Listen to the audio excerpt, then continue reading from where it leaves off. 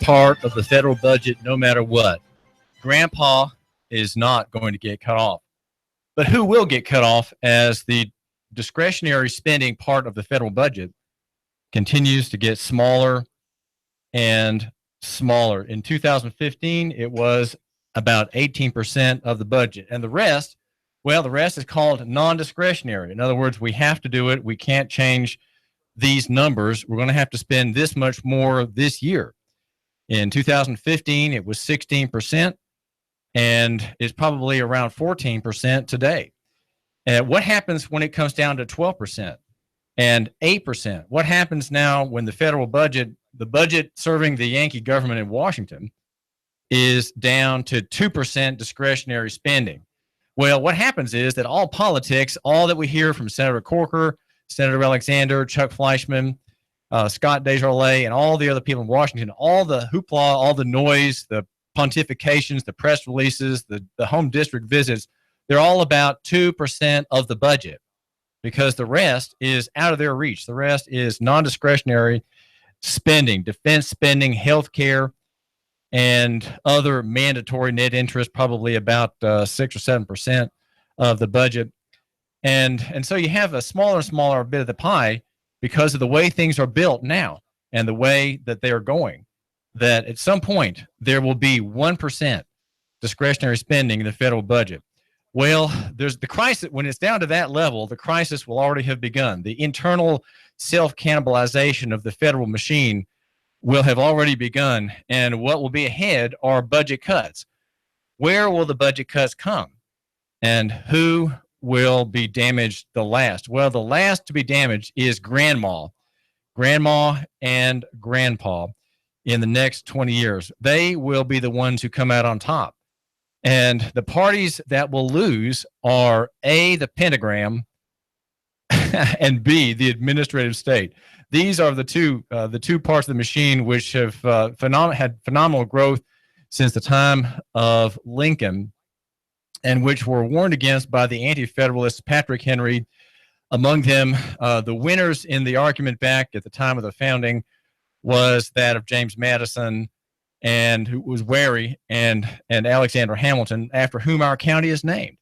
And they wanted a strong central power, and they promised that the constitutional restraints, even with amendments which specifically protected the rights of the citizens, that system would maintain liberty and keep the national power in check with its three branches.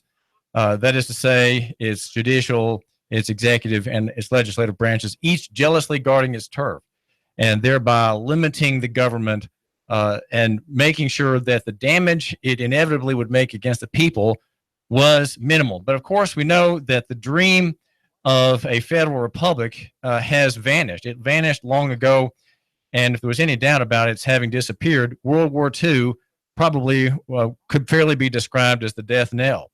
And the end of World War II with the atomic flashes, according to Martin Van Creveld in his remarkable book, The Rise and Decline of the State, that was the signal of the end of the state itself. We are now simply in the period of the denouement, the rounding up of the characters, right? This is the denouement is the end of the movie where the hero has won, and we're looking at the bodies being cleaned up and the love affair finally set straight, the misunderstanding clarified, and righteousness prevailing, right? The just living by faith and the just living by character and good works held up for all to see as without the slightest shadow of doubt about their character. That's the denouement of every movie and of every book. And we are now in the denouement, according to Martin Van Creveld, of the state itself. And so we have to look and see what's going to happen for us and how we can take advantage of it here in Chattanooga, because that is what I propose to think about. And that really is what we think about every day here at the David Tulis program. I do thank you for giving me just a minute of your time here. We're live on Facebook. In fact, all of our shows are live, whether it's Sean Hannity at 3 or Colin Cowherd or NASCAR. It's always live on Facebook at Nooga Radio. And my show here is live on YouTube. And there, I think you just look for Hot News Talk Radio. That's our company name, Hot News Talk Radio. And there you can see whether my bow tie is good or not. It's not backwards either. You're seeing it in really as I really look without the reverse image, which we have as a continuing problem on Facebook. Well, the federal power, the federal Leviathan, is coming to an end inevitably. It is inevitable that there's going to be a great reckoning, a great default, and its debts will not be paid. There will be a renunciation of its debts, probably by the government itself. It has renounced debts many times in the past. It has stiffed investors. It has stiffed bondholders many times already. And what will happen in the near future, probably in the next 20 years, will be like that. There may be also an inflation, a hyperinflation, which, of course, if hyperinflation catches hold, it will be like pneumonia, lethal pneumonia, where all the indicators rise in that curve more and more rapidly until finally the line of all the symptoms is almost perfectly vertical. In which case, that's the end of it right there. When you see the markets doing that, when you see the monetary base doing that, you know that you are at an end as a member of a country, right? As a citizen of a grand and noble country, or so we're led to believe, the United States.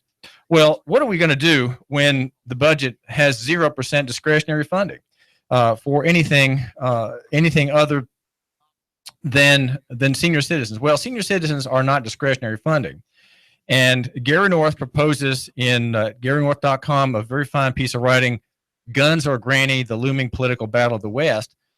He proposes that Grandma and Grandpa will win because they have the largest lobby. What kind of lobby is there for the administrative state?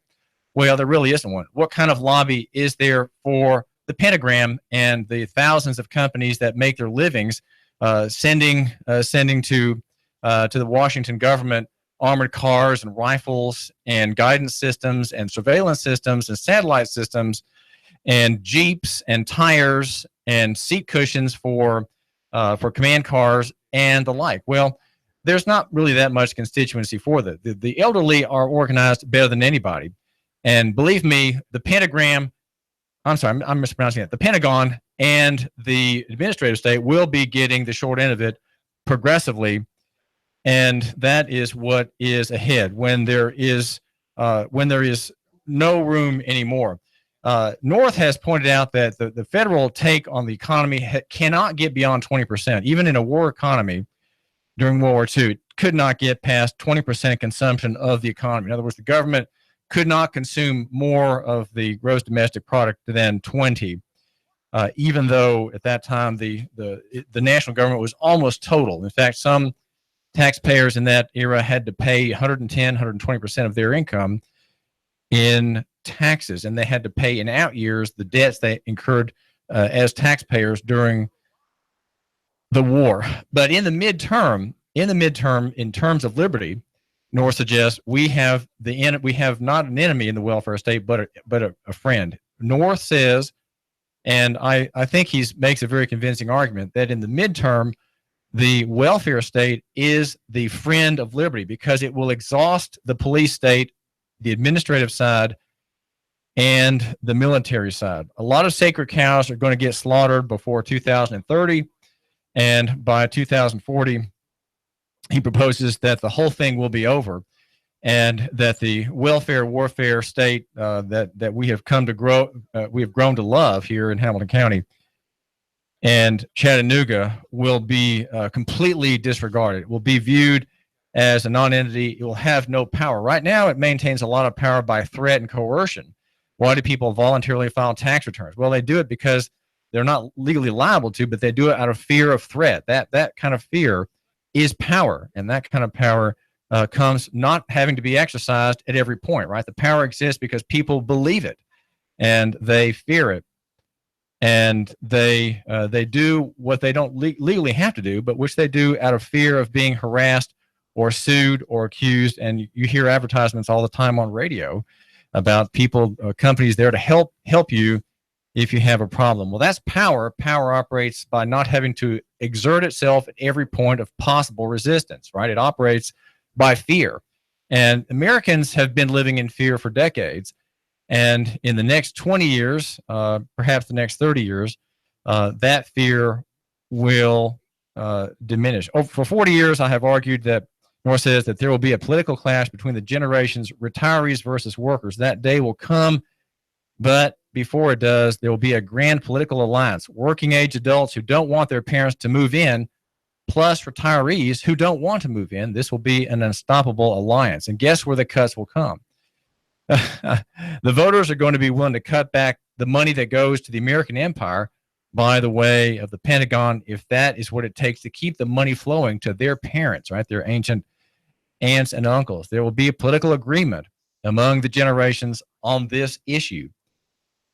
He predicts the generals are going to have their budgets uncut, and so will the admirals, and so will the bureaucrats who regulate the American economy. The whole part of the American economy, which is administrative, right? The IRS, all these agencies work in the administrative legal realm.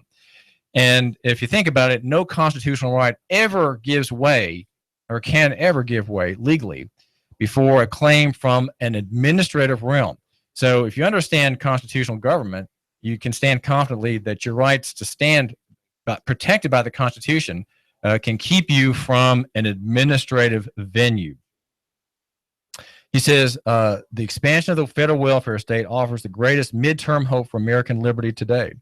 The expansion of names you are familiar with, right, with your own parents, Medicare, Medicaid, and Social Security are politically unstoppable, right, or is politically unstoppable. It is going to keep growing, right? There are 10,000 people a day who are now entering the rolls, and they will be entering the rolls for the next 20 years. That is going to be a burden on the national government so great that it will bring about this granny or guns conflict, right? This guns or butter conflict. Under President Johnson, right, we had guns and butter.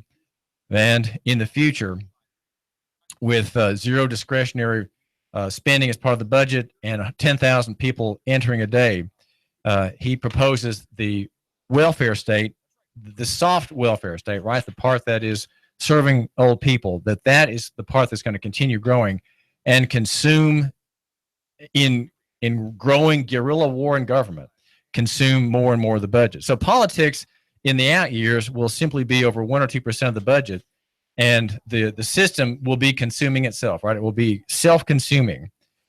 And the question we have to ask in light of that prospect is, what are we doing today to think about it? What are we doing in the way of caring for our old people now? And I'd say that that the Christian church has a lot to do with this question not being really considered, because Christianity, which made its name in Rome, taking care of children thrown on the other side of the wall to die, right, unwanted newborns, and taking care of the sick, taking care of the elderly, even of Roman tyrant oppressors' families, even them. Received the aid of Christians throughout the empire, and even well before the Edict of Milan created an end of the persecution by the Roman political machinery against Christianity. Even well before then, Christianity had made in 200 or 300 years before then, right, even since the time of the Lord Jesus, it had made its name caring for the outcast. And in our day, the outcast have been cast upon the government. And so the hearts of Americans, the hearts of many people here in Chattanooga are really very firm against parents. And so what we have to see ahead in there to the benefit of local families and to the benefit of their seniors cast off in these warehouses is the growth of Christianity, the growth of grace in the hearts of the people. Now, you say, how do we do that? Well, that's nothing we can do. I mean, that's nothing that you can do or that I can do. It's really the work of the Holy Spirit, according to Christian teaching.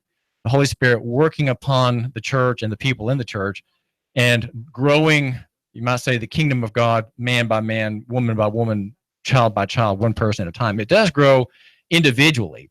And the responses to the coming crisis, the crisis that's 20 and 30 years out, in the final undoing of the National Republic, that crisis will call upon this system of life and thought more than it's being called on now. Because right now, Christian charity is allowed to be very weak and very stiff and not very supple, not very large in scale. And partly that, you can say partly that is because of the tax system and the federal government system consuming capital, right? Consuming credit and existing capital for its own welfare mechanism. So there is a loss of capital.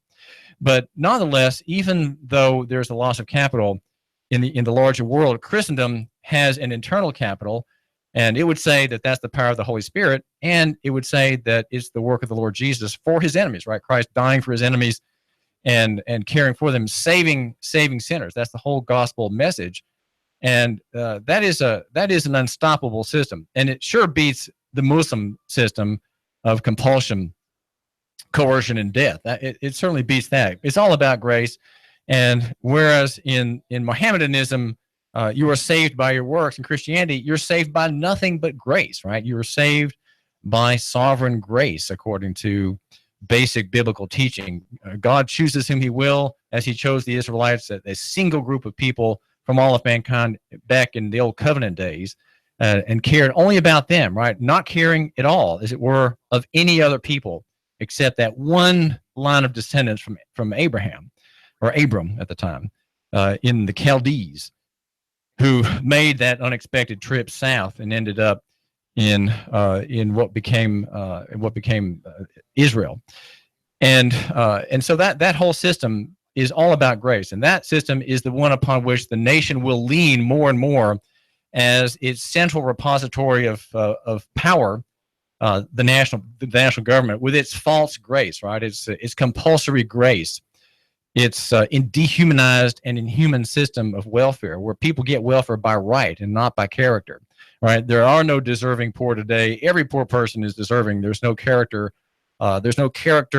Separation, as there would be in a more godly and more honorable welfare system. So what do we do ourselves here as this prospect is ahead? I think Chattanooga has many advantages, as we've seen in its private sector, in its capital raising sector.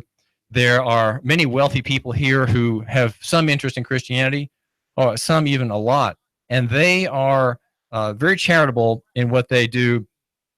And we have, for example, the McClellan Foundation, which helps rich people give away their money.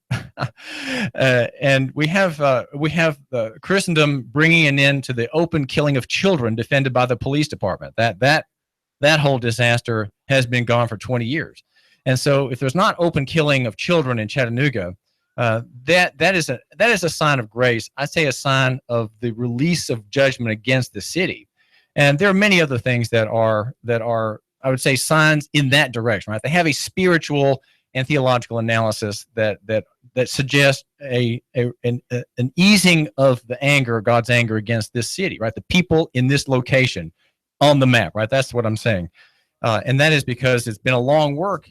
Look at the free market sector in education here. It's very remarkable and very, very healthy, with some of the best ideas being brought to the foreground in Chattanooga. Now, regarding the old people, how do we care for them? I think we need to care for them as people like Greg Vital does. Greg Vital is a local capitalist and local man in commerce, and he has pictures on Facebook, I think just yesterday, visiting his father, 98-year-old man. And that's the kind of thing that we have to have a lot of, where even though parents may be in special care, they may be in an institution, there has to be that personal care for them, and they can't simply be abandoned. They can't simply be made poor so that they can meet the statutory definition of poverty and then go entirely on the dole. That is a program that's been brought to us by lawyers for decades now, where you make yourself poor and then you throw yourself upon the mercy of Uncle Sam. The nursing homes are filled with people like that, old people who are warehoused and just forgotten. They're simply forgotten. The forgetting of them has been subsidized by Uncle Sam, but he, as he puts his hands in his pockets, withdraws them to find only lint. There's no gold coin in there anymore.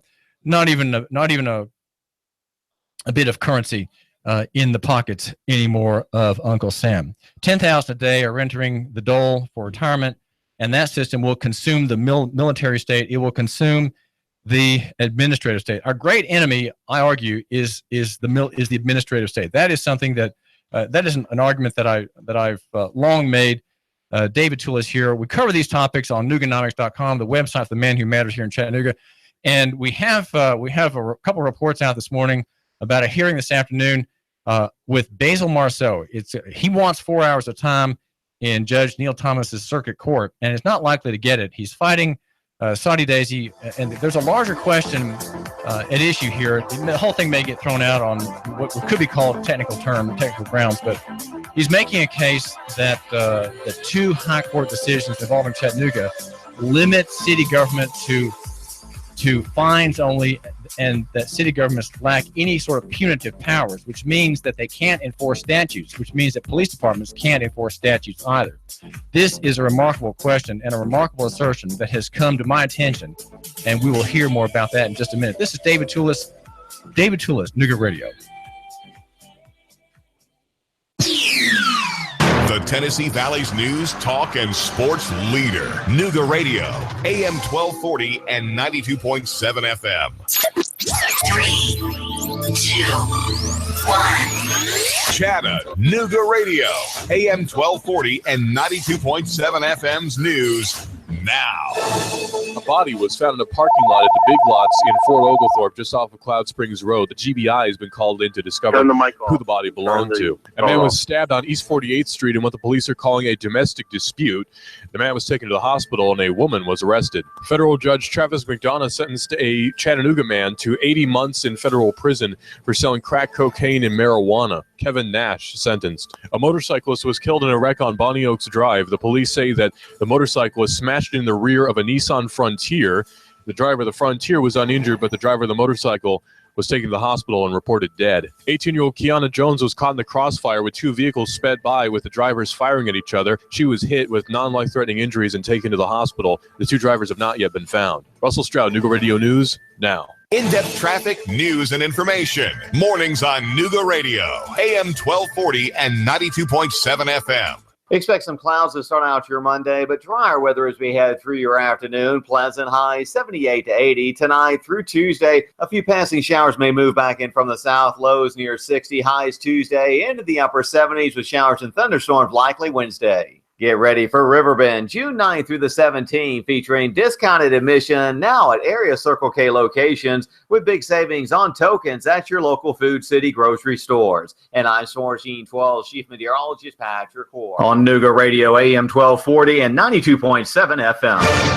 Nooga Radio, AM 1240 and 92.7 FM knows your opinion is important. So call 800-8949. Agree or disagree. Call 423-800-8949. 800-8949. Nooga Radio, AM 1240, 92.7 FM, and 95.3 HD4. News, talk, sports. Nooga Radio. When my brother and I opened our first Jets Pizza, we believed if we made the best pizza, customers would find us. So we made fresh dough each day, used fresh toppings, and premium mozzarella cheese. 300-plus stores later, we still do. Try Jet's famous 8-corner pizza with premium mozzarella cheese and 1 topping, now just $11.99 for a limited time only. Jet's Pizza, the best pizza in town. 3600 Hickson Pike. Life is short. Eat better pizza. Let's get Jets. Choose Exit Realty Scenic City. Need to sell your house? Want to buy another house? Choose Exit Realty Scenic City. Our goals are simple. If you're selling, we get you the best price possible in the quickest amount of time with the least amount of hassle. Our agents are professional, competent, and courteous. We stay in touch every step of the way. If you're buying, we make sure you get all the information necessary to choose the right house in the right location at the best price. Exit Realty is one of the fastest growing real estate companies in North America. Our agents have extensive training, state-of-the-art technology, and full support that allows us to do the best job possible for you. If you're in the market to buy or sell, call us today, 423-551-EXIT. That's 423-551-3948. If you're an agent or considering a career in real estate, call us today. See what Exit Realty can do for you.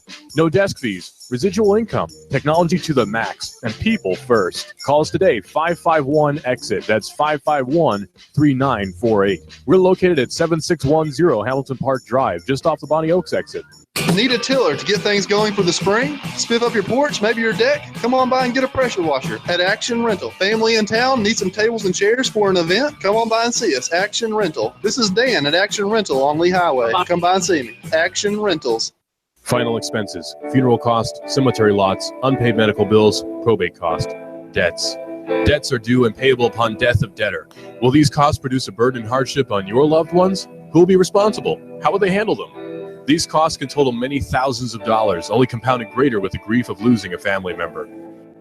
A safe and secure way to provide for these costs is with an affordable life insurance from Covenant Group Insurance and Financial Services. Covenant Group is a local company with local agents. Covenant Group still makes house calls. Covenant Group only represents A-rated companies. With many options to offer, Covenant Group can accommodate almost any budget. Great discounts for good health and plans available for impaired risk. Call today for a free, no-obligation consultation in the convenience of your home.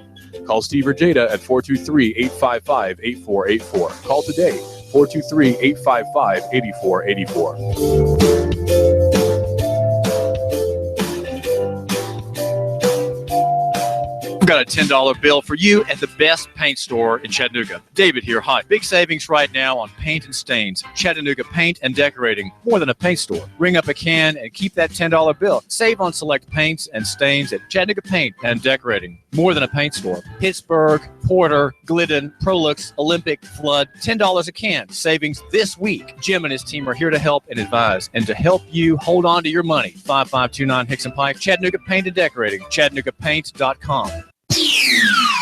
The Tennessee Valley's news, talk, and sports leader. Nooga Radio, AM 1240 and 92.7 FM. Now, the smartest guy with a bow tie in Chattanooga, Tennessee, David Tulis.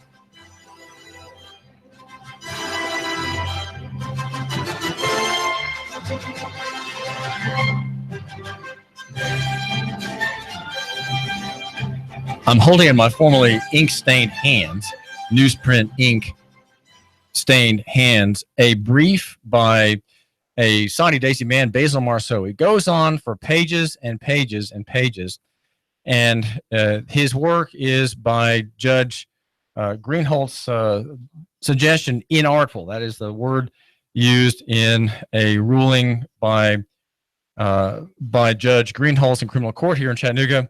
To describe an earlier writings by Basil Marceaux, Tom Greenholt's criminal court judge. The issues are very complex, but at the end of the issues, if we clear away the legal arguments and the back and forth and what we could call the technical questions about his appeal, there is the question that he raises and the demand he raises.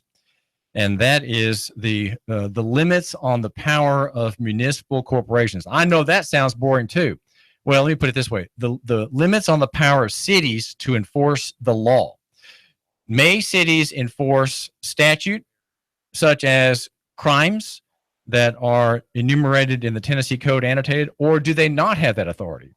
It's a very simple question. Either they have it or they don't have it. And there's unfinished business in one high court case, 2001 case, City of Chattanooga versus Kevin Davis, that suggests that the unfinished business has been left unfinished on purpose. This is the argument of Basil Marceaux of Saudi Daisy. He's 64 years old. He is a perennial candidate for various offices. He ran in 2010 for governor in the Republican primary. I think he may have gotten 3,000 or 4,000 votes, and made a sensation of himself on YouTube and on comedy TV as a kind of a kind of country bumpkin novelty, as it were, with his slurred speech, which comes because he's missing teeth. He had 3 teeth at the time, and now he has 2 teeth. So his speech is not as easy to understand as you would like. And Basil Marceaux has also a prolixity problem, a problem with saying too much. Now, I'm holding here this brief in Hamilton County Circuit Court filed, and he asked me to take a look at it. But it's very hard going because it's a lot of undigested legal material in this document, and there's not a table of contents. There's not and they're not highlights as to where you are in the document, where in the chain of arguments you might be. On any given page, and there's a lot of material that just seems sort of cut and pasted from opinions and rulings and statutes, and it seems somehow unconsidered. And he's asked me twice, have I read this? I said, well, I really haven't gotten started on it. But there are parts, no doubt, that I will probably want to quote from, since I believe that the Marceaux story is an important story for you, my listener, and really for the liberties of the people in Tennessee. He is raising questions that have not been raised by anybody else. He's raising questions, and he's standing on court cases. He's standing on court cases from the high court, and then he's also waving around in front of judges before whom he appears single-page rulings that have come back to him, orders effectively that dismiss his claim as being in the wrong jurisdiction.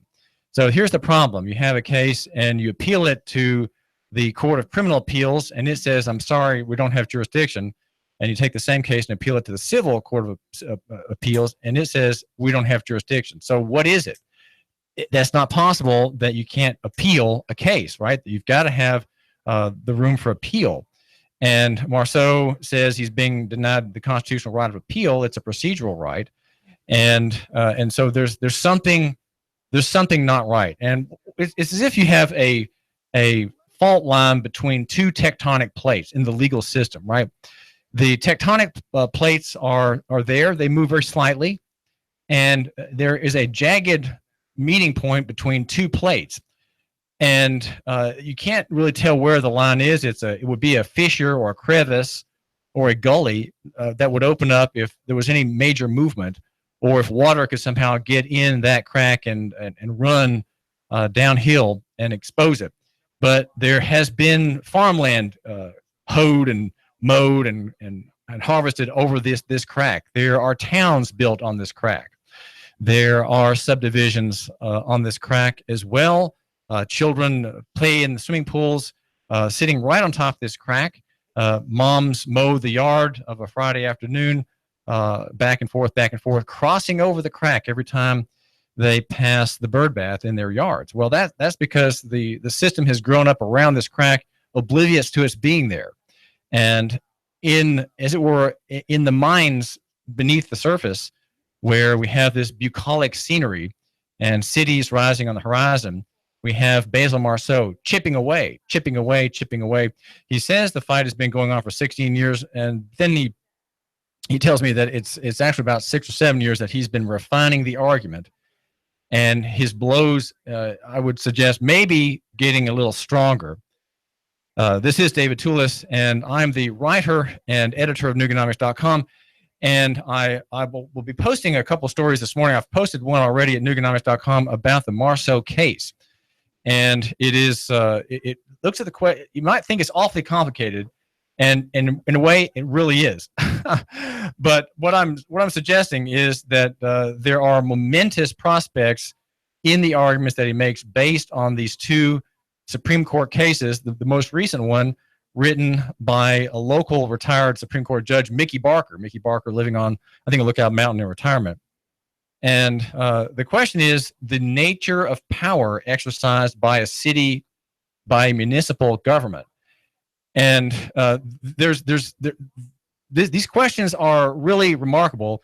And I think it can only take someone with kind of a one-track mind, such as Basil Marceaux, to chip away at the meaning. Now, as I suggest, if he chips enough, if there's enough dynamiting in appeals and interlocutory appeals, which are appeals in the middle of a trial, right?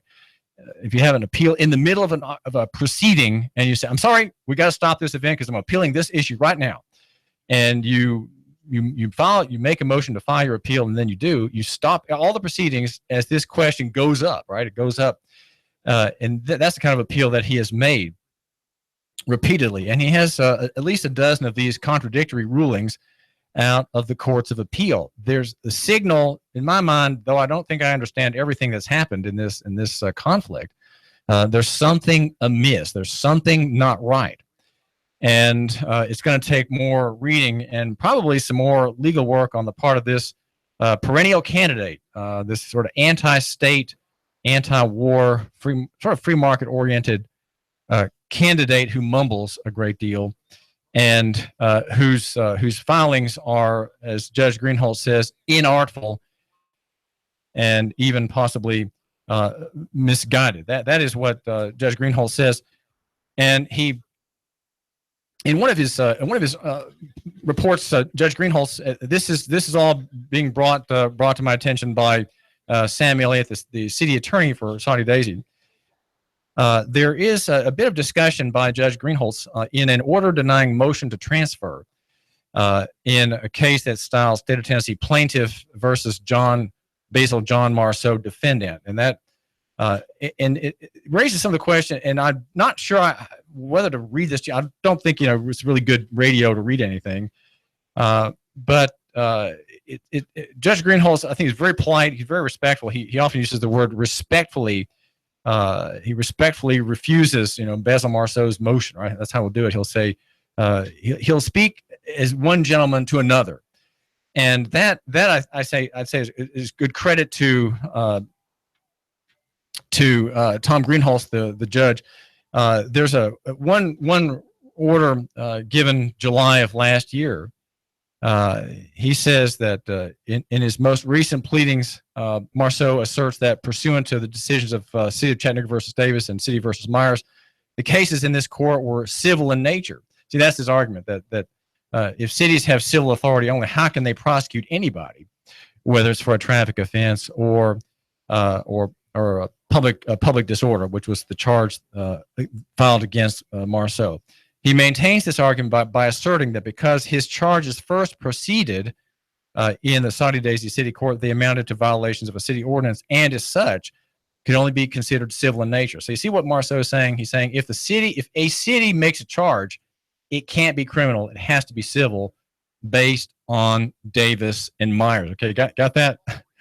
While Mr. Marceaux is correct that violations of a municipal ordinance are civil in nature, at least in terms of technical application of procedure and for pursuing avenues of appeal, he respectfully, and this is the judge saying that he is speaking respectfully of Marceaux, he respectfully misapprehends the nature of the Saudi Daisy City Court. The city court has jurisdiction not only to adjudicate violations of any city ordinance enacted by the city's legislative body, but this particular court also has authority to hear criminal actions involving violations of state law.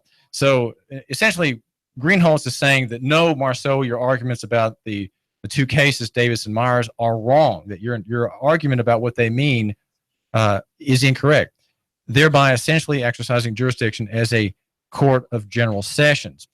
Courts of general sessions have jurisdiction to hold trials and render final judgments in all misdemeanor cases brought before the court by warrant or information wherein the person charged with such misdemeanors enters a guilty plea in writing or requests a trial upon the merits and expressly waives an indictment presented at grand jury investigation and jury trials. In other words, Judge Greenholz is saying in these lower courts, you waive your constitutional rights. Okay, that's because these sessions courts and city court trials are without a jury and they're not court of record. And you have a right, if you go to Nooganomics.com this morning, you can find out more about this. You have a right to trial de novo.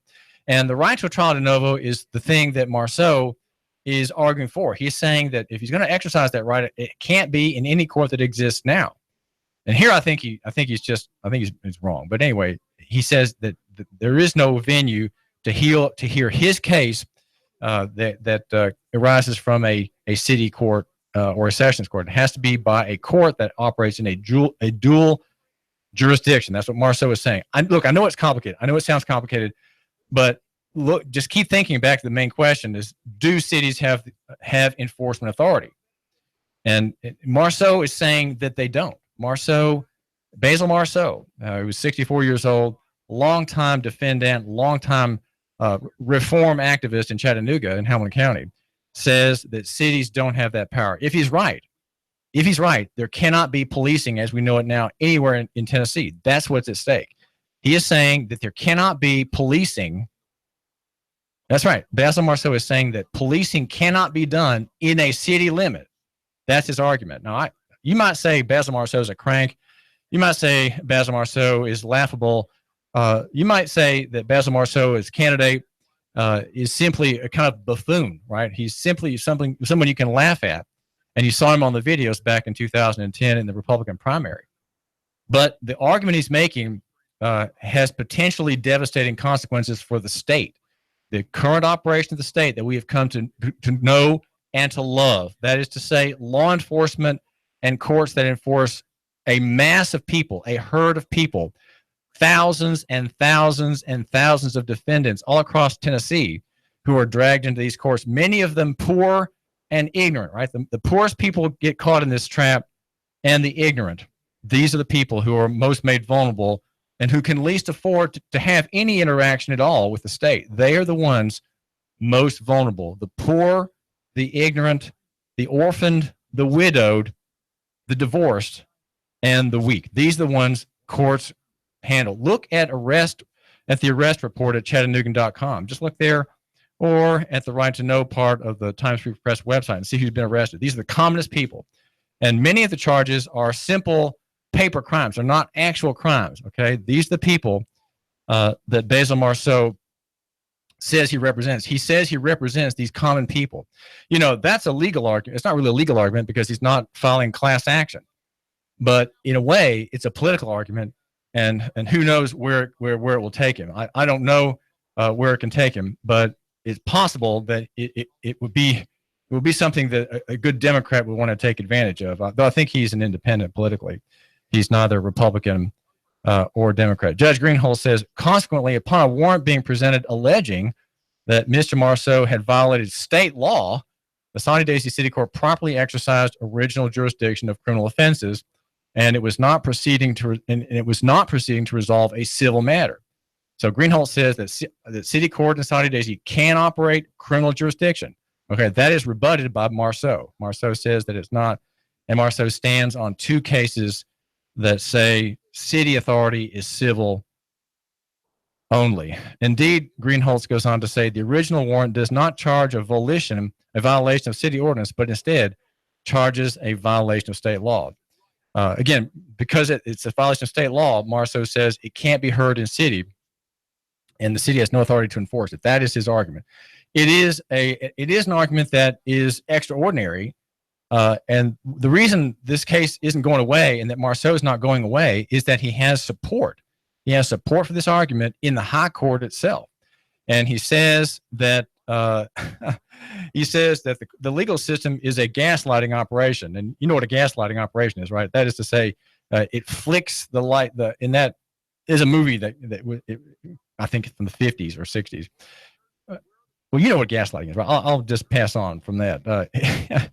Gaslighting is that you're being fooled, okay? You're being hoodwinked, and you're being made to think that what you don't understand what you're saying, but you don't really can't understand it. You can't understand it. It's just too complicated, and you maybe didn't see it at all. Maybe the lights didn't really get dim just a second. Maybe it really didn't happen at all. And gaslighters are people who tell you one thing, though something else is really happening. And he says that the whole legal system has been effectively a gaslighting operation against the people of Tennessee. Greenholz, the criminal court judge, says to further emphasize his point, Mr. Marceau argues strongly, notice that strongly, that appeals from city court should proceed in the circuit court. However, no appeal from the Soddy-Daisy City Court is involved in this case. Rather, the city court's judgment reflects that the court bound the case over to the grand jury, and following the return of an indictment by the grand jury, this court assumed jurisdiction of the case. So this court respectfully disagrees, he says. This is Judge Greenholz speaking respectfully to the plaintiff, okay, to the defendant, Basil Marceaux. It's very polite, very gentlemanly to say it that way. Accordingly, the court respectfully disagrees that it did not have jurisdiction to enter the judgments of conviction in this case. Moreover, even granting the premise of Mr. Marceau's arguments, which he won't do, this case is distinguishable from the cases involving transfer of appeals from the Court of Criminal Appeals to the Court of Appeals pursuant and so on. So in this case, the judgment of this court was entered on March the 28th, 2014, and the court has not located any authority, nor has any been cited by Mr. Marceaux for the proposition that this court may make post-judgment transfer of a criminal case to circuit court. So it seems to me that the Basil Marceaux is using a case to do work it can't possibly do, and and you could say that's a kind of technical problem, a technical glitch in his argument. What he ought to do is file an action quo warranto, and that is anybody can file that, right? Anybody at all, any citizen, Joe Q citizen, can file an action quo warranto, and quo warranto simply means under what warrant. It asks the question, what is your authority? And an action quo warranto you could file that, right? I could file that if I had the time to write it. Quo warranto lets a person demand by what authority some officer is acting, and it simply is a demand for authority. What is your authority to do this? It is a powerful common law remedy, somewhat like the petition for writ of mandamus, somewhat like petition for habeas corpus. Those are very powerful, ancient common law remedies, and they could be used in this case. And so I'm thinking Marceaux is probably he has a hearing this afternoon at 2:00 in the circuit court room of Judge Neil Thomas, and Judge Thomas is probably going to give him 15 minutes, right? Maybe half an hour.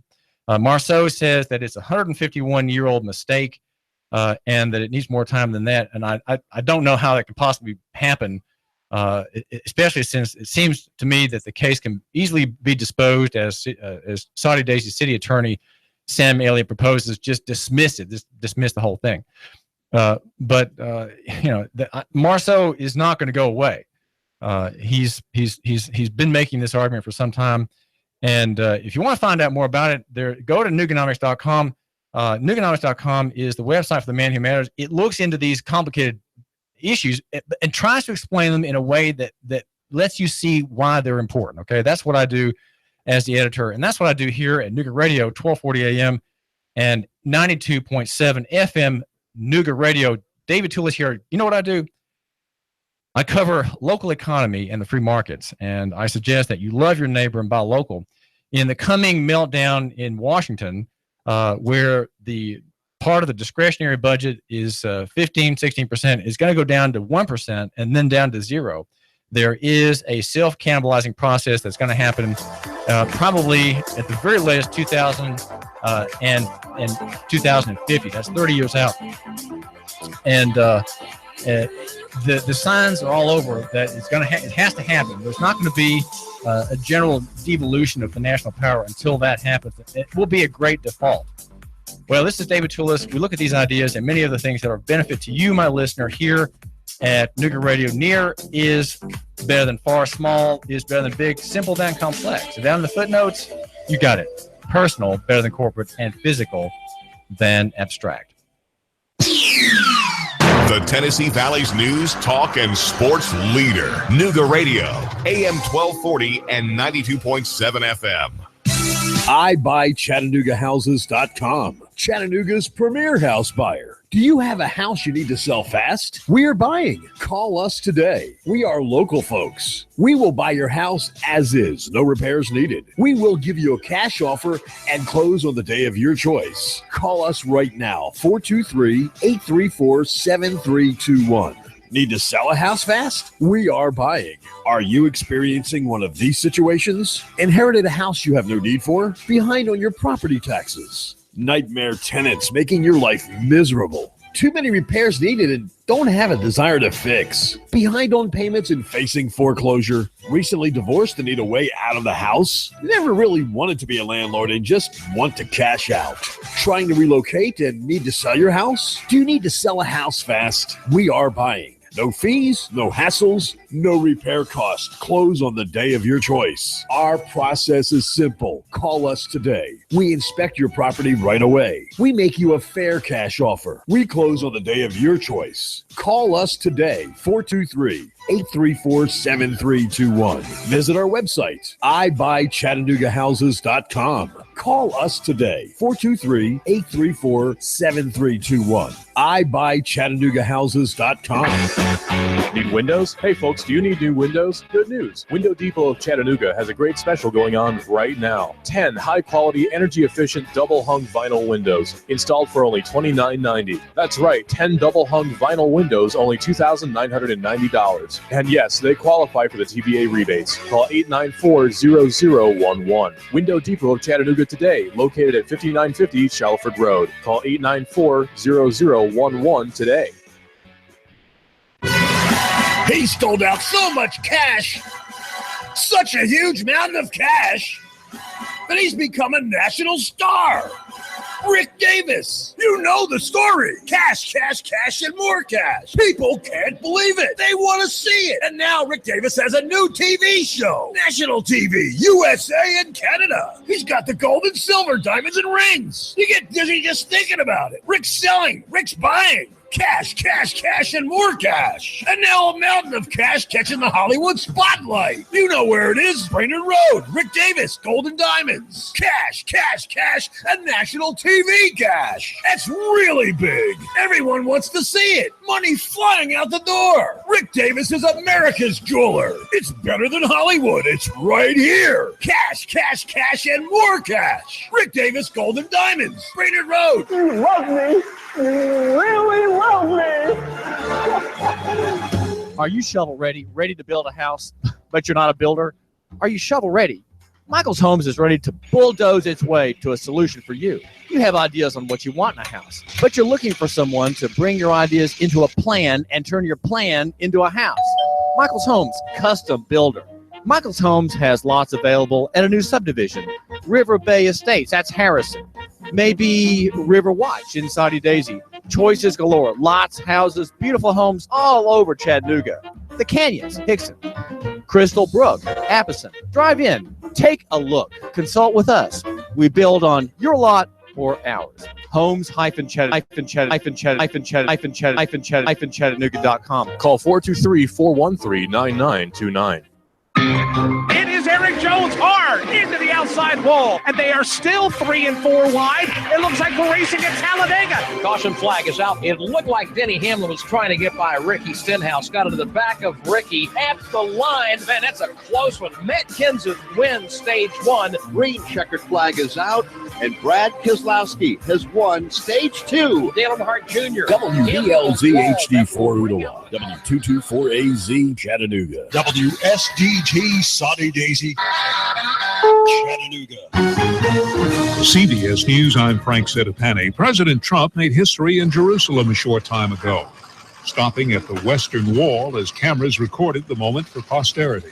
CBS News correspondent Robert Berger. Donald Trump became the first American president to visit the Western Wall, Judaism's holiest site in Jerusalem's disputed Old City. Before arriving there, he said, I've come to this ancient land to reaffirm the enduring friendship between the United States and the state of Israel. Mr. Trump says he hopes to revive Israeli-Palestinian peace talks, but the status of Jerusalem is a major obstacle. Robert Berger, CBS News, Jerusalem. Here at home, an unidentified source tells the Associated Press that former National Security Advisor Michael Flynn, a key figure in the Russia investigation, will invoke the Fifth Amendment and not provide subpoenaed documents to the Senate Intelligence Committee.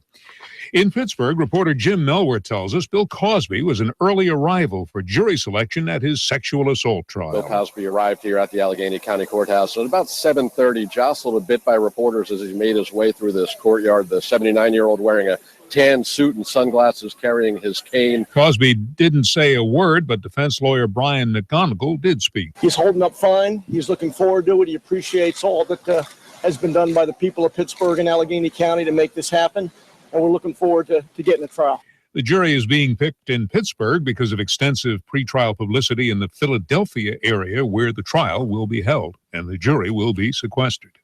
Ford has replaced its CEO. Automotive reporter Jeff Gilbert tells us Mark Fields was a marked man. He's been under pressure because of the company's poor stock price. New CEO Jim Hackett, who had been running Ford's new mobility operations, praised by Chairman Bill Ford as a true visionary. Ford also shaking up a number of other management positions. The Texas House is set to give final approval to a transgender bathroom bill along the lines of the North Carolina law that led to protests and boycotts.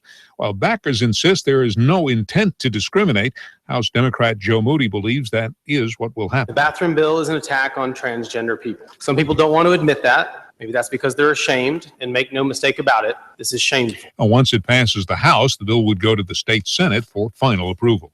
In Thailand, a bomb blast at a military hospital in Bangkok has wounded more than 20 people. Gasoline prices are holding steady as an estimated 34 million Americans make plans to hit the open road for the Memorial Day holiday weekend.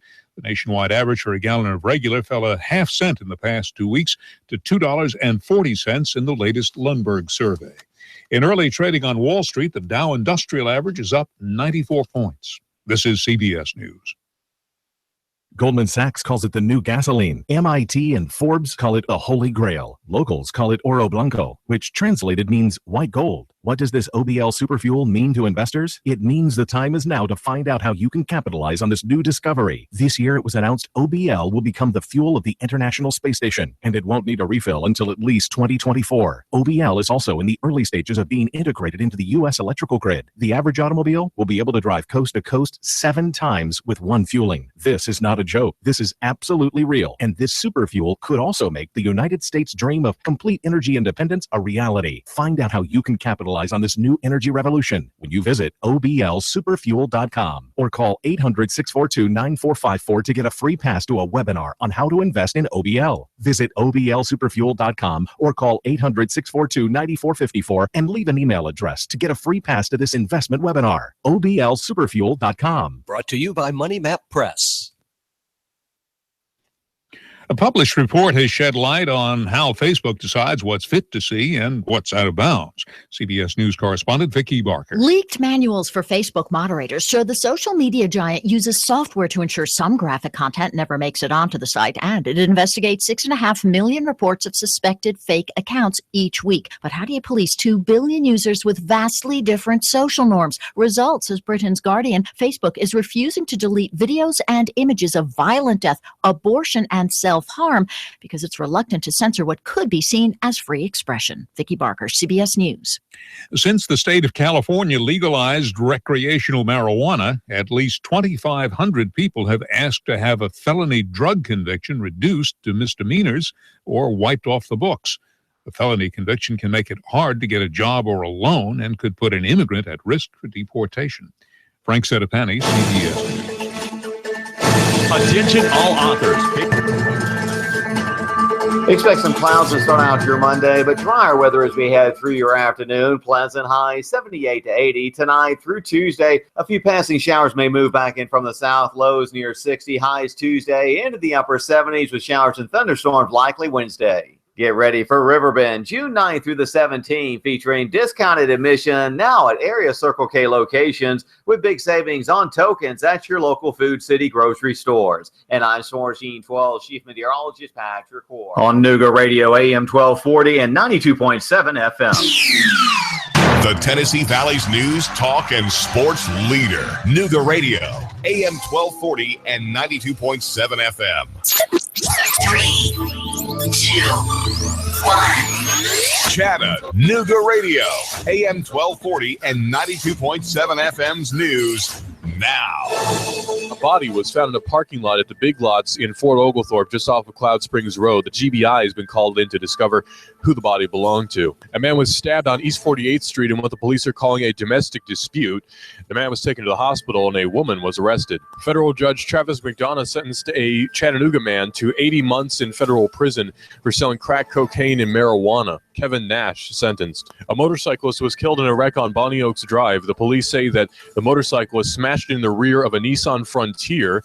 The driver of the Frontier was uninjured, but the driver of the motorcycle was taken to the hospital and reported dead. 18-year-old Kiana Jones was caught in the crossfire with 2 vehicles sped by with the drivers firing at each other. She was hit with non-life-threatening injuries and taken to the hospital. The 2 drivers have not yet been found. Russell Stroud, Nooga Radio News, now. In-depth traffic, news, and information. Mornings on Nooga Radio, AM 1240 and 92.7 FM.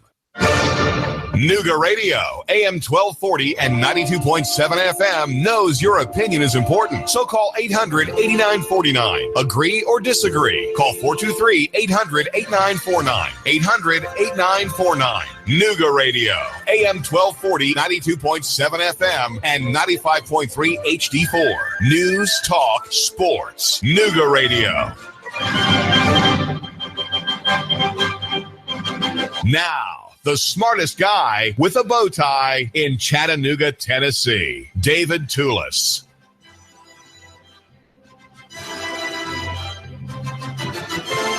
If I'm the smartest guy with a bow tie, that means that you, my listener, can be the smartest guy with a regular tie. If you just tune in to our show for a few minutes every day, and get a dose of free market analysis of local economy analysis from me, your host here, David Tulis. I do thank you for giving me just a minute or two of your time and making note of the day's news and the day's events. There was a hearing at 2 o'clock in Circuit Court with defendant Basil Marceaux, the perennial candidate, and we are looking at his legal arguments seriously. Political arguments can be easily ignored, but legal arguments, they are a different matter entirely.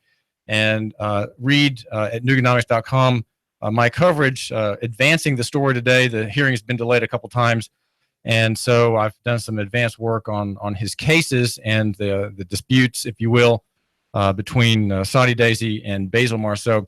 This is David Tulis, and we have on the phone Henry B. Glasscock, who is an appraiser for 44 years in the area and runs a real estate brokerage and is an auctioneer.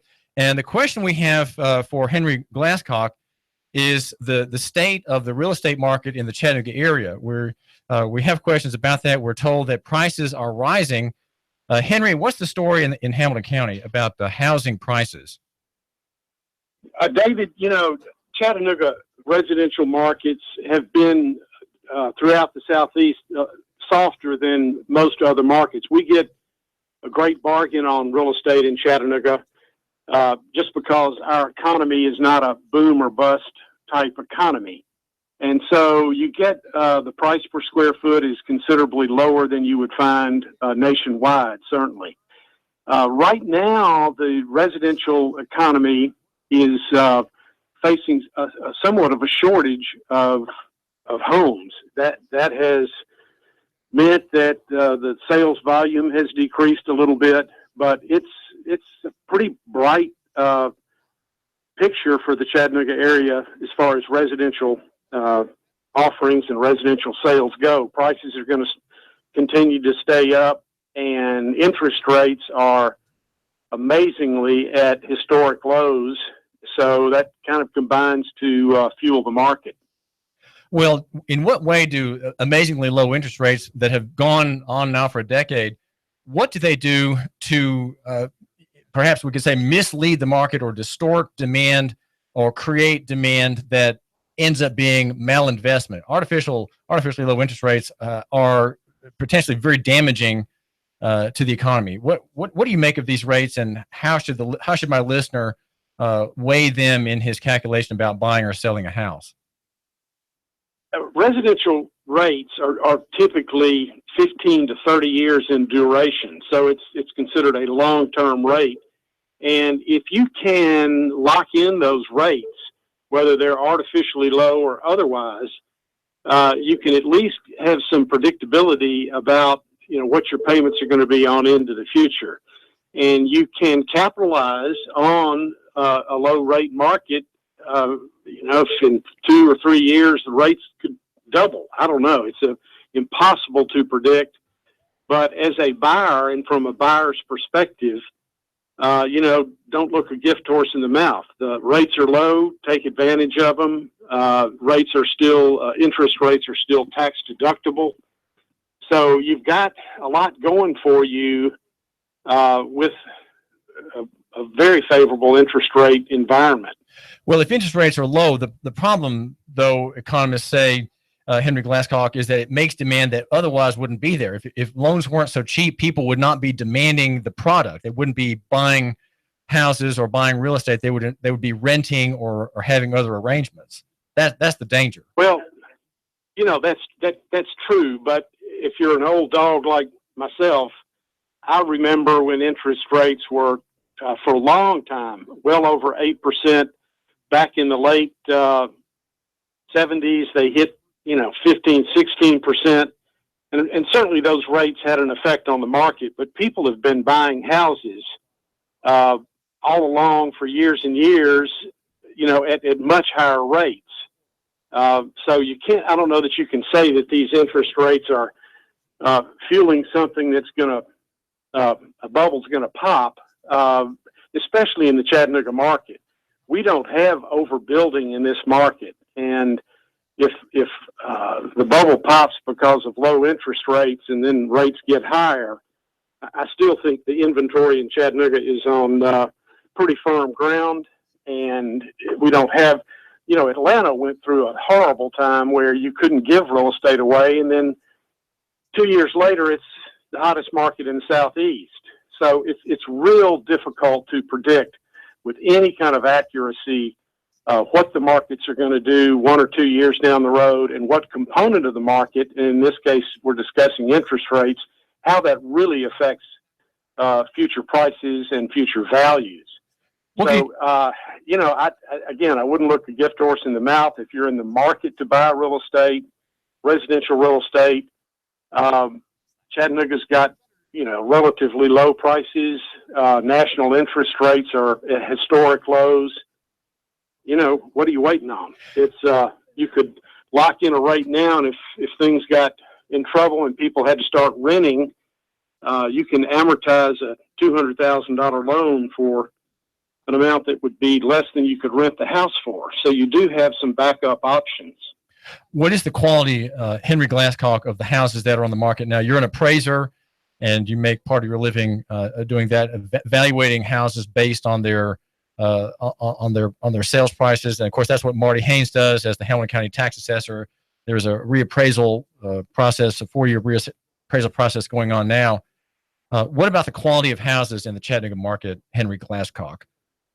When you say quality, you mean construction quality? Well, construction quality, and if these are houses that have been occupied by several lines of people already, the houses of, you might say used houses or existing houses, right. Existing stock. Generally speaking, build quality and the condition of homes typically has remained average to above average in Chattanooga. When you get into custom built homes and not what they call spec homes, the custom built home has obviously got better construction detail. And if you get, at or below the $150,000 mark, you're going to find that corners have been cut. But generally, there's certainly a better built home than what you'll find in the typical apartment complex, and the construction permitting process guarantees, that electrical and plumbing and wastewater and all of that are up to par. So, I haven't heard complaints about shoddy construction, and, people can, if the house needs repairs, that's not impossible. So generally speaking, I would say our construction quality and the overall condition of homes is certainly on par with what you'll see throughout the Southeast. Are you, Henry Glasscock, involved in the acquisition by investment groups or hedge funds of large revenue-producing properties in the Chattanooga area, like housing apartment complexes? Are you involved in that? Yes. Real estate investment trusts, REITs, and big investment groups are targeting multifamily developments probably more so than, say, office developments or retail developments. Multifamily has always been, or has been for the last 4 or 5 years, the one segment of the real estate market that wasn't adversely affected by the recession. Retail investments are another story because of the internet. Big malls are being sold, and big box retailers inside the malls are having second thoughts and are either downsizing or retargeting their market.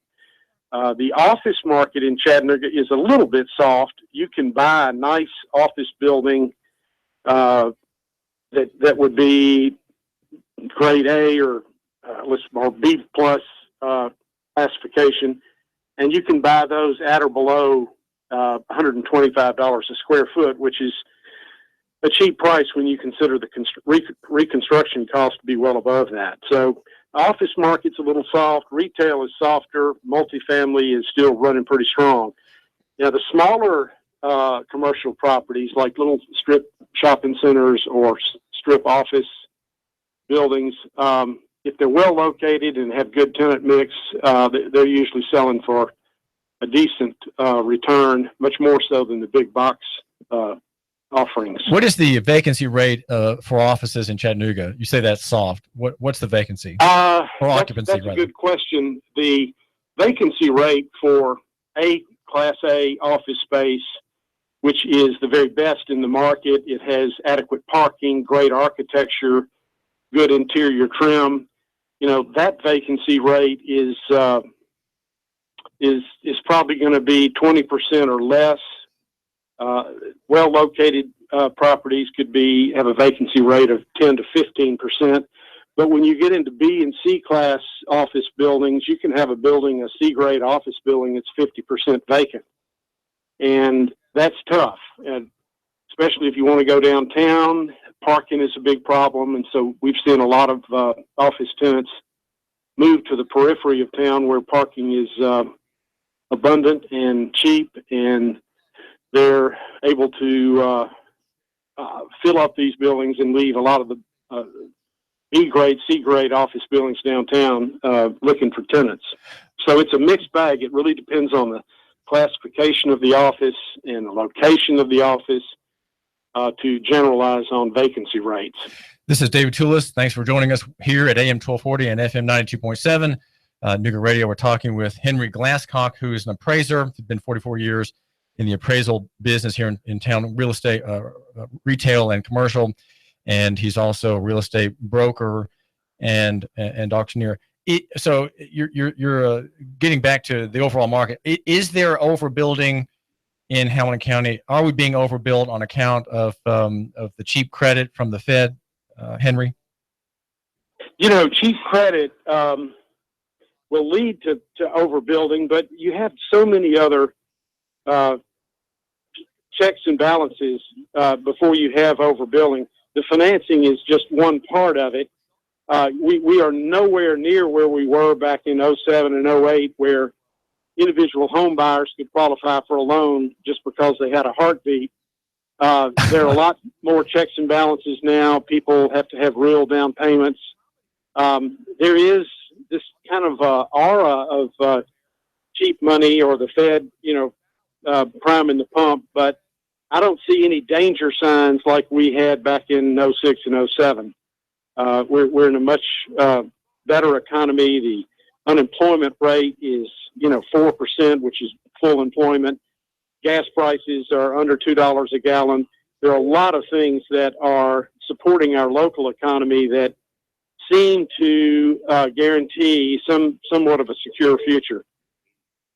Henry, how can my listener get a hold of you if he needs some real estate work or an appraisal done? What's your best contact information?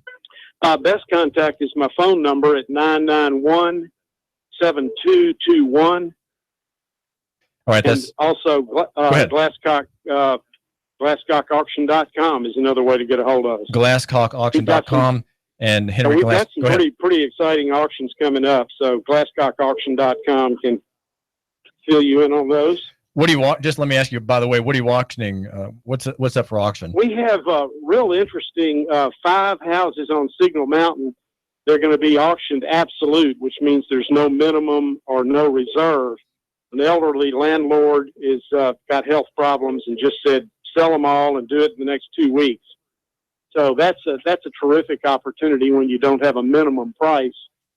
And these are all well located. One's on the brow of Signal Mountain. They all need work, but this it's not beyond the typical buyer to fix them up. And we're talking with Henry Glasscock. His number is 991-7221. If you have a question about that, those 5 houses up for auction. Henry, thanks for the update. Appreciate it. Thank you, David. Good luck. This is David Tulis. We've been talking with Henry Glasscock about the housing market in Hamilton County.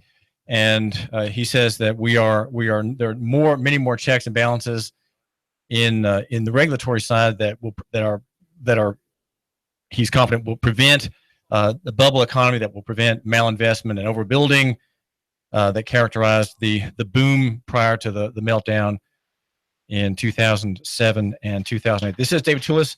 There's a vote coming up in June on the 13th about Airbnb.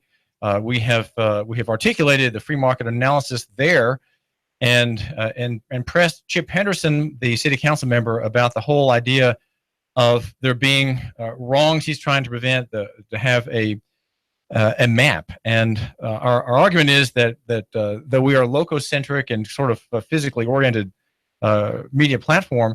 If you have a map, then you start thinking, well, what do I need to do about this map?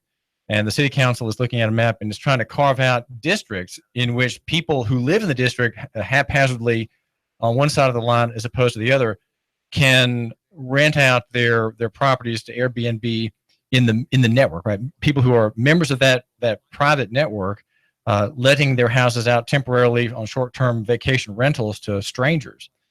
And those who are not in the district, if it's finally voted on, can't. They can't do it without going through the rezoning process, which is a very complicated, time-consuming, and noisy affair.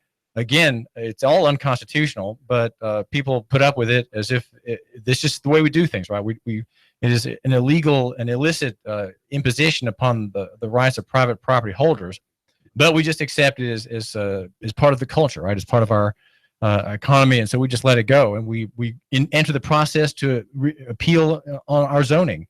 The problem, though, is if you want to rezone your house for being an Airbnb house, the neighbors will object because they don't want there to be a raising of your house and the building in its place of a condo or a complex or maybe even a gas station. Things that are appropriate to that residential type zoning. And so you have an imposition on your rights. And the question we ask of those who think that a map is good is that how is any line drawn on that map not arbitrary and capricious? And that is the standard of reasonableness in the law. The law does not tolerate things that are arbitrary and capricious. And if you can show that the line, as regards your own interests, is arbitrary and capricious, you can overthrow the system in a court action. That is what it would require. A court action to say the map is illicit. There cannot be a map that includes people, allows them by certificate to be Airbnb sponsors, and then others who are disallowed and who have to go through the zoning process. It's all illicit because it's all arbitrary and capricious. And I think the concern that the marketplace has, you, my listener, being part of the market, is that we don't want the city council to care about security. That is the last thing it needs to care about. And here's why. People who live in the city have neighbors, right? They live in the city so that they can have neighbors. That's why they don't live on rural roads in the wilderness, right? In the wasteland, as one could call it. They live in a city to be near people. And now, because they live near neighbors, does that mean that they have an authority over what their neighbor does? The answer is no. They have no authority, and there is no security interest in your looking at your neighbor's land and house and saying, well, that neighbor has strangers there. That neighbor has people of other colors there. That neighbor has people in that house who speak a different language than I do. What the security concern is, I think, overblown. After all, Airbnb members all want to do their very best because all members are rated by the other party. The counterparty rates you as the visitor, and you rate the landlord in whose house you've stayed for a few days vacation as you go to visit the aquarium and hike a bit, maybe do a bit of hand gliding in the Chattanooga area. You all rate each other. And so there's every interest of the participants to have a good rating and to make a great impression, to cause no trouble, right? To cause no harm or injury. Security interests are vastly overblown in this consideration. And as I suggested to Chip Henderson, who was gracious enough to talk with me about this here at Nooga Radio, this is David Tulis. We are concerned about the marketplace. Why is there suspicion? Why do we have to have the city stepping in among private parties and their relationships to say, well, we have a security concern. We want there to be goodness and truth and honor and light. Well, these are enforced in the courts, right? The courts enforce wrongs. If there's not an injury done by one party against another, why should there be regulation to pretend that there could be, right? To pretend that there could be some injury. There always can be an injury. There can always be a wrong and a tort. Regulation does not prevent those things from happening. What regulation does, though, in this case, is that it elevates the city in an old economy claim against a new economy, a gig city, a digital development that is very much in the favor of you, my listener, here at AM 1240 and FM 92.7. We want there to be less and less imposition in the economy, less and less use of force. Why have the force of a map? Why use the map and say, we're going to make an application of force here and here and here and a different application of force there and there and there? This is simply arbitrary and capricious. The people of Chattanooga are better than that. They need to have a little confidence from their city council members who should say, you know, they can secure themselves. We don't have to make rules based on feelings and worries and fears. Let's not do that. Let's have an open and free gig city economy, a gig city free economy for Chattanooga. This is David Tulis. The Tennessee Valley's news, talk, and sports leader. Nooga Radio, AM 1240 and 92.7 FM. 3, 2, 1.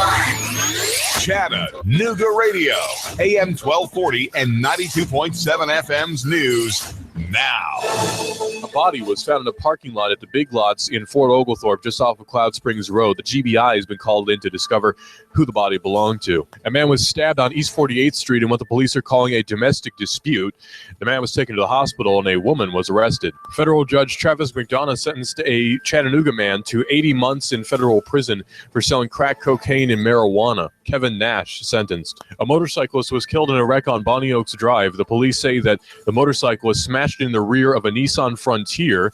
The driver of the Frontier was uninjured, but the driver of the motorcycle was taken to the hospital and reported dead. 18-year-old Kiana Jones was caught in the crossfire with two vehicles sped by with the drivers firing at each other. She was hit with non-life-threatening injuries and taken to the hospital. The two drivers have not yet been found. Russell Stroud, Nooga Radio News, now. In-depth traffic, news, and information. Mornings on Nooga Radio, AM 1240 and 92.7 FM. Expect some clouds to start out your Monday, but drier weather as we head through your afternoon. Pleasant highs 78 to 80 tonight through Tuesday. A few passing showers may move back in from the south. Lows near 60. Highs Tuesday into the upper 70s with showers and thunderstorms likely Wednesday. Get ready for Riverbend, June 9th through the 17th, featuring discounted admission now at area Circle K locations with big savings on tokens at your local Food City grocery stores. And I'm Swarsheen 12 Chief Meteorologist Patrick Ward. On Nooga Radio, AM 1240 and 92.7 FM. We have the best steak selection in town. Name of the business is Don's Meat Shop, and I'm Donnie Raines.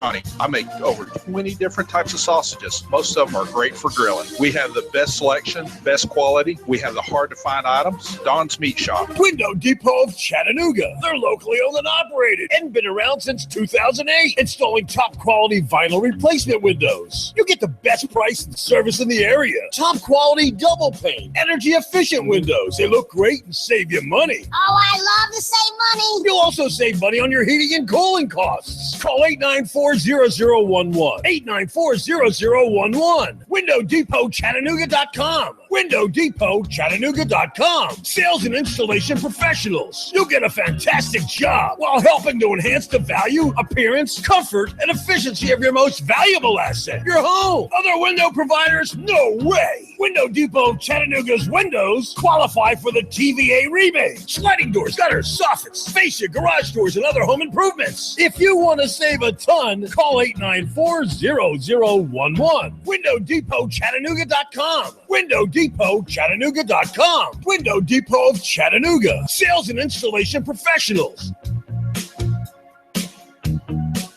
And now to our reporter in the field. We asked Ray at Ray's Plumbing what's important for homeowners to know. Some field line systems can cost upwards of $10,000. The bottom line is to save yourself money down the road. I would definitely recommend everybody with a septic that is not on county or city sewer to have an inspection done by a qualified professional. It'd be great if nobody did inspections on them for all plumbing companies. That's what we do to make a living. Not to scare anyone, but it should be in the back of your mind. The danger is the field lines failing and costing thousands upon thousands of dollars and tearing your yard up. By preventative maintenance, you're saving yourself a large headache that may displace yourself and your family. That happens more often than you think. The waste is designed to stay in the tank, and that waste will build up over time. Even with treatment, we have to help that waste break down. Ultimately, preventative maintenance is the key that will keep you from spending $5,000 to $10,000 on replacing your septic system. The bottom line is to save yourself money down the road. Call Ray at Ray's Plumbing, 421-6341, 421-6341. Competent, kind, caring, knowledgeable, experienced, great listener, great negotiator, in touch, accessible. If these are the characteristics you want and need in a realtor, you want and need Thomas DeMoss of Keller Williams Realty. Thomas is a very gifted realtor who puts the client's needs first. Whether you're buying or selling a home, Thomas is the realtor of choice. Thomas will help and guide you through each step of this very important process. For many of us, the purchase of a home is one of our largest investments and most important family and financial decision. Let Thomas use his 10 years of experience in the Chattanooga real estate market to give you the advantage you need when buying or selling a home. Buying a house? Thomas can help you navigate the emotional and somewhat anxious process of buying a home. For those of you who want to sell a house, Thomas uses his marketing and negotiating experience to help you sell your home for top dollar. Thomas is a local resident, raising his family here in Hamilton County. He knows the area very well. For many agents, real estate is a job. With Thomas DeMoss, it's a passion and what he loves to do. Call Thomas today for a no-obligation consultation. He makes the process as simple as possible. Call 423-364-0028 and visit his website, northriverpropertygroup.com. Need a tiller to get things going for the spring? Spiff up your porch, maybe your deck? Come on by and get a pressure washer at Action Rental. Family in town, need some tables and chairs for an event? Come on by and see us, Action Rental. This is Dan at Action Rental on Lee Highway. Come by and see me. Action Rentals. Nooga Radio, AM 1240 and 92.7 FM knows your opinion is important. So call 800-8949. Agree or disagree? Call 423-800-8949. 800-8949. Nooga Radio, AM 1240, 92.7 FM, and 95.3 HD4. News, talk, sports. Nooga Radio. Now, the smartest guy with a bow tie in Chattanooga, Tennessee, David Tulis.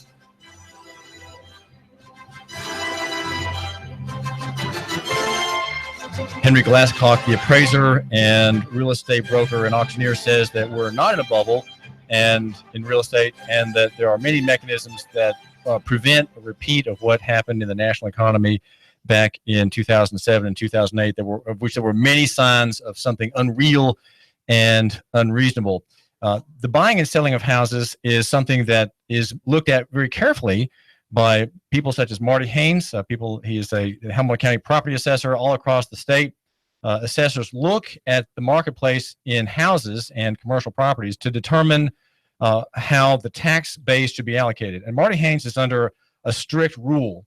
That is, he has to make a reappraisal of all the properties in the county, but without creating either a rise or a drop in the amount of dollars coming in. Is that right, Mark? That is correct. That is state law. Explain why that law is there and what the purpose is and how it makes your job a lot more difficult. It does make it somewhat difficult, and it's good to be with you this morning, David.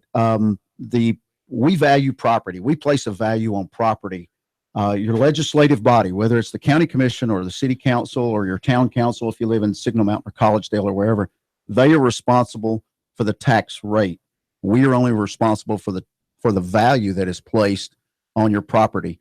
So we can't arbitrarily, and it's a state law, 67-1701 section 3 states that during a reappraisal year, we have to, after the reappraisal is completed, the revenue has to be the same, exclusive of new growth or improvements on property as it was the previous budget year. So improvements on property will make a property worth more. Correct. So that means the tax intake might actually be higher, but not on account of the reappraisal effort of your office, that is correct. By the owner's improvements. Yes, sir. We will. We work with the comptroller's office. We are under the auspices of all the property assessors in the state of Tennessee are under the comptroller's jurisdiction, and we will work with their office to determine what the tax rate is. And I'll talk just about Hamilton County at the moment. That's $2.76. It should be less than that. We will present to them, to the county commission and to the county mayor. Sometime it'll be early to mid-July. What the new rate will be that would produce the same revenue as last year, same property tax revenue. Explain a little bit more of how that works. Well, we've had an increase in homes, the number of new homes built in Hamilton County. And what we do is we will exclude those new homes. Now, the value of the land is still there from the previous, because we valued the land as well in the previous reappraisal, which was 2013. So we will get that number from the state. We'll work with them to arrive at that number and take it to the county commission to say, And typically in a reappraisal year, which we're in now, we do it every 4 years, it reduces anywhere between 8 and 10% the tax rate. It reduces the tax rate. The reappraisal, your office effectively reduces the tax rate. What the listener thinks that somehow he's coming out ahead and there's an advantage. Is there really an advantage to him? There could be, depending on most properties in the county, and there are 155,000 real property record cards in Hamilton County.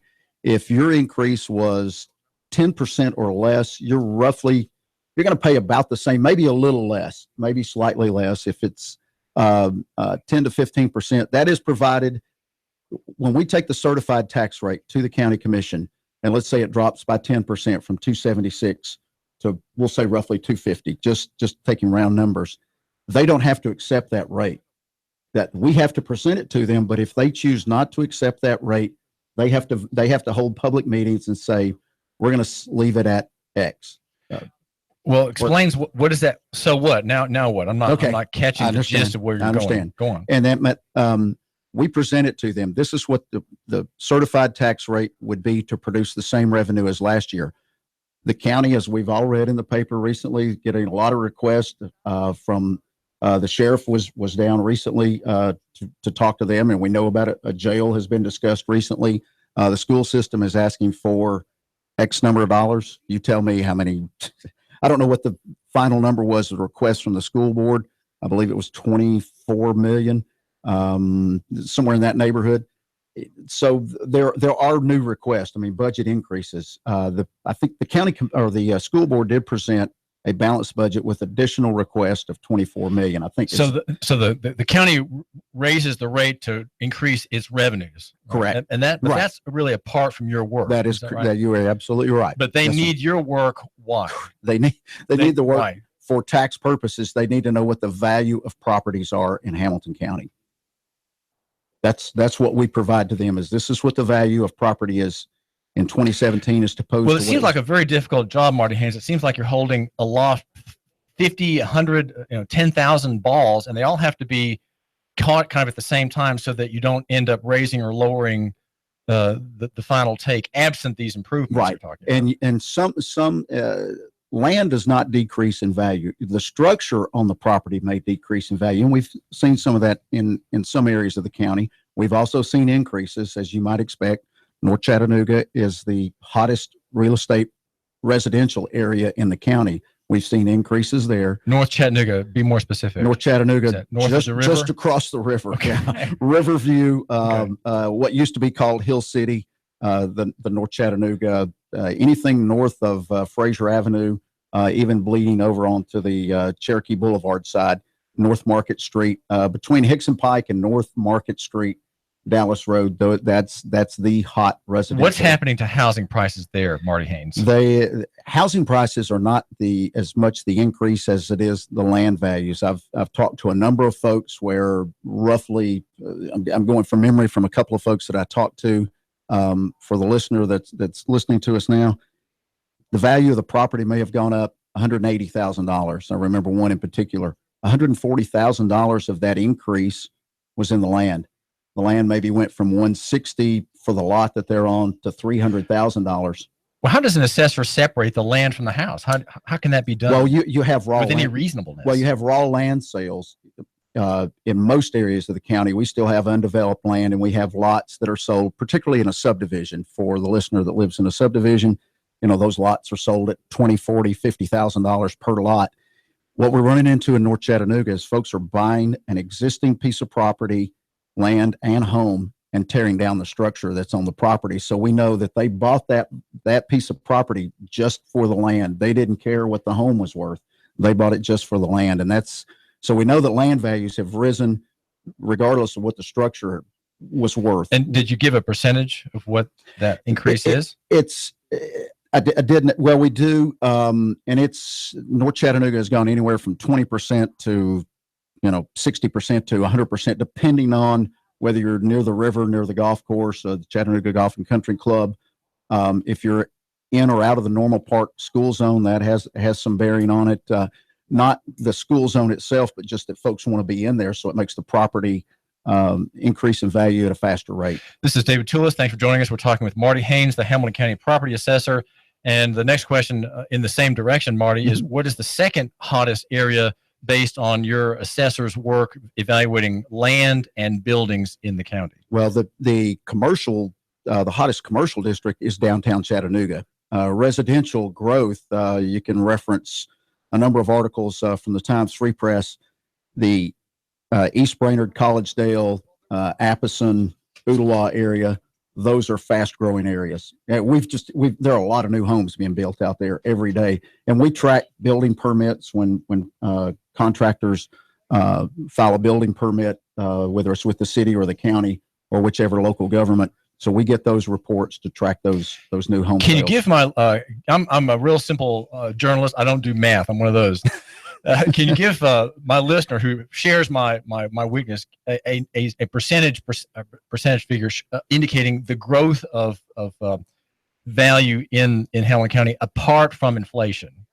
Apart from inflation, it's still at about 8 to 10% is the average increase. And again, well, all right. The question was, what is the question is, I guess, the activity, building activity, growth activity. Not just did you answer my question, or were you answering a different question with the 8 to 10%? Well, when you take out typical growth on a residential home is about 2% a year. I'm not sure whether that's inflation or not, or whether that's just residential values. I don't know that I'm answering the question. The Fed has an inflation target of 2%, and it hasn't made it for several years. So right. We can say that the inflation rate is 2%. Right. I guess. Yeah, well, I wouldn't disagree with you on that. However, they're taking into retail goods into that number as well, as far as manufactured goods. I'm not disagreeing. I'm asking a question of you. You're smarter. I'm not sure. My question is generally: is Hamilton County, or are Hamilton County and Chattanooga growing overall? Yes, we are growing overall. Okay. Yes. All right. You're saying how do you measure the growth? Is it numbers of buildings? The numbers of properties, number of sales, number of property sales, whether it is commercial or residential. There was an article in the paper yesterday. I'm drawing from memory. The average home sale price, and this is for new and existing, including this, went up in the first quarter of this year. I believe it was 10.8%, almost 11% over the same period last year. So that's just the value of home. The average value of a home in Hamilton County now, I believe the article said, was 167 or 169. I can't remember. We'll say 167,000. Will be on the low side just to be safe. What is the property tax based upon? What is the thing that's taxed by the county when the trustee sends my listener the bill? What is the thing that is attached by the claim? What is it based on? When you get your tax bill from the trustee's office, you send your tax. It is based on the total value, land and the structure, whether it's a residential or commercial. We'll talk to the listener. Most of us own a home, so your home that includes, when you get your tax bill in October, that's for the land and for the home that you have on the property. That's inclusive. Are the land and the house taxed directly, or yes, is something else taxed? Is it a tax on a privilege or something like that? No, the privilege of owning property. Well, that's what an attorney told me once, that nothing is taxed directly. It's you're taxed on the privilege of owning. Correct. Well, what does that mean exactly? Again, it was set up. The property tax was set up. And you can go all the way back to Lady Godiva. That's where property tax started. She is the author. If you want to go back that far, check out Comptroller's, our Tennessee Comptroller, Justin Wilson. He's got a great video on there. It talks about the origination of property tax, and he references Lady Godiva and her famous ride. And I didn't mean to get into history to answer your question, but that's a bit of poetry, I think. Yeah, but property ownership came with voting rights in the early days, as I understand it, and that's where the taxes were set up for property owners. In the colonial time, if you didn't own property, you couldn't vote. Correct. The reason for that was that the colonists said if you're a man of substance, a man of means, you are responsible and you have a stake in the future. So the burden of the operation of the jail, the sheriff, the governor, the entourage of the administration, that's on you. Right. And because you own land, you pay the tax and you have a right to vote. And if you don't, if you're just a renter, you don't have the right to vote in the old colonies because Correct. you don't have a stake in the future and you don't really belong there. You're not set and rooted in that place, and therefore you don't pay the tax. But Right. you don't vote either. Well, and that luckily that has changed, and everyone has most everyone has the right to vote these days. We're talking with Marty Haynes, who's the Hamilton County Property Assessor. Let's talk a little bit about the inflationary economy. We have artificially low interest rates, and they encourage the buying of land and property on credit and many other things, whether pickup trucks or businesses or apartment complexes.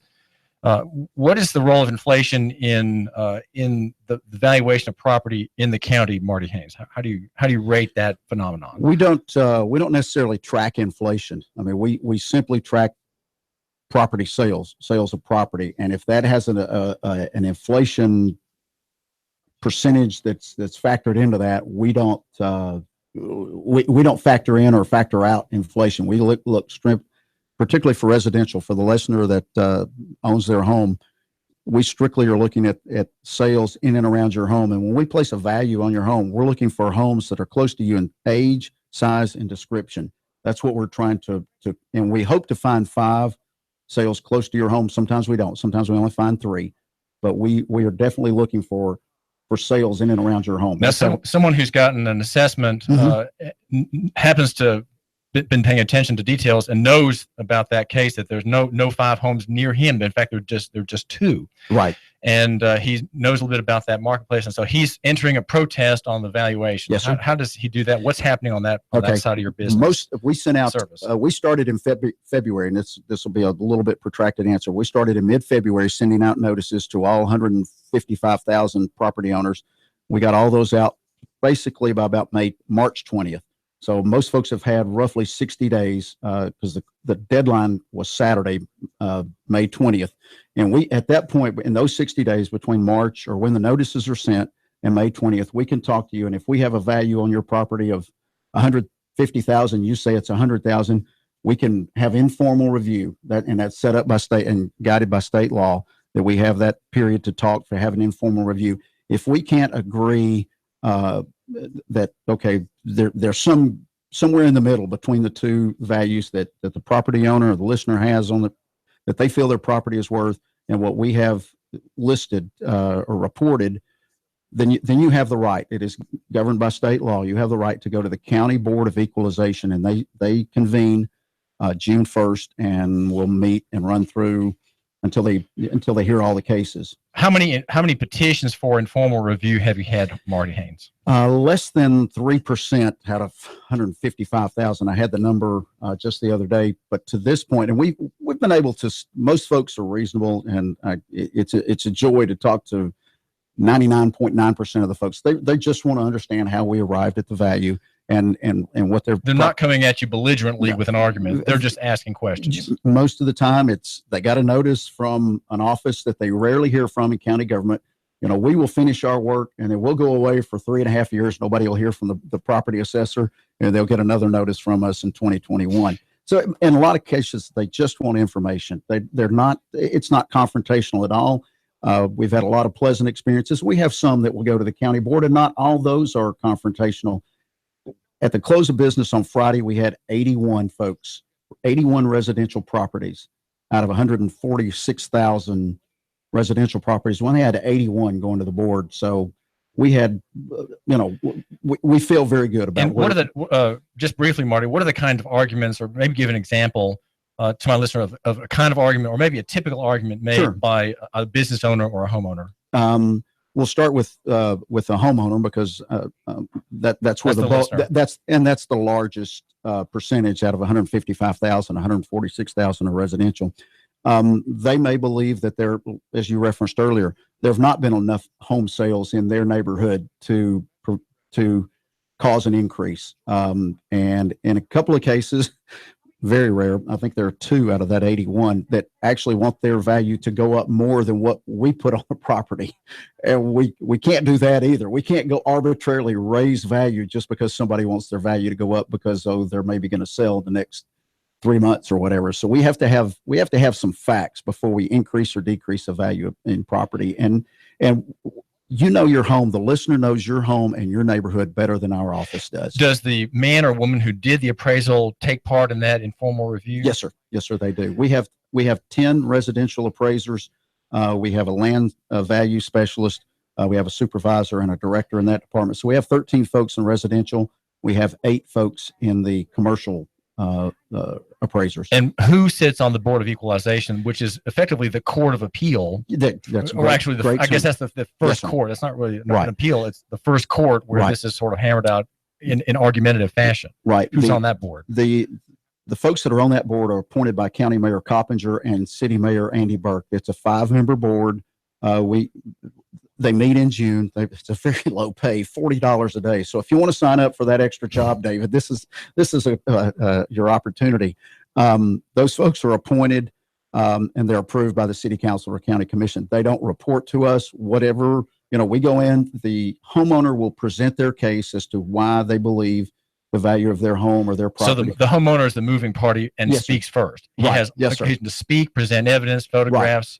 Drawings, what have you. Exactly. If you can bring comparable, as much documentation as information as you have, bring it with you when you sit down with the board. And one little known fact, they meet every year. I didn't know this until I took office. The County Board of Appeals, they meet every year, every June 1st. So you could come in next year.